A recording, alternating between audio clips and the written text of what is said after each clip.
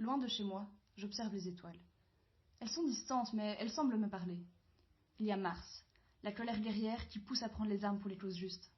C'est l'étoile qui m'a menée ici. Il y a Jupiter, mon père, qui juge et connaît la droiture. Celui que j'aurais dû plus écouter. Il y a Vénus, pour les passions brûlantes et les cœurs qui entrent en collision. Celle que j'ai quittée. Bien sûr, il y a la plus brillante d'entre toutes, l'étoile polaire qui guide les âmes perdues. Elle pourrait me montrer le chemin vers la maison, mais je suis à des milliers de kilomètres de toute habitation et j'ai trop froid pour bouger.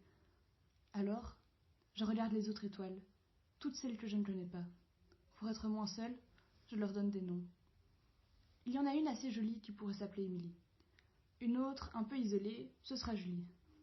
J'en vois surtout une qui me rappelle maman. Elle doit avoir aussi peur que moi en ce moment.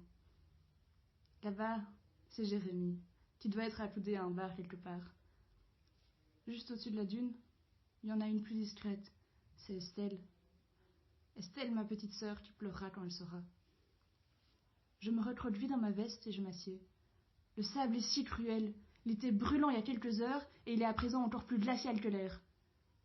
La tête dans les épaules, les oreilles et le nez dans le col, mais les yeux levés vers le ciel, je n'ai plus que les étoiles pour m'aider. Pourquoi reste-t-elle si loin? Pourquoi ne s'approche-t-elle pas?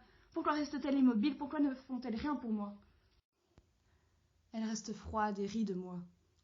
Moi qui vais mourir ici seule, dans quelques heures ou dans quelques jours. Le soleil aura séché mon corps et ma peau ne sera plus que bonne à faire du parchemin. J'aurai perdu la raison et je serai retournée à mes instincts animaux. D'abord, je commencerai par marcher sans but et j'hallucinerai. Puis le désespoir me fera enlever mes vêtements et crier de rage. Je m'enfuirai dans le sable et une tempête finira par me recouvrir. D'ici là, j'aurai oublié mes amis, ma famille et ma vie.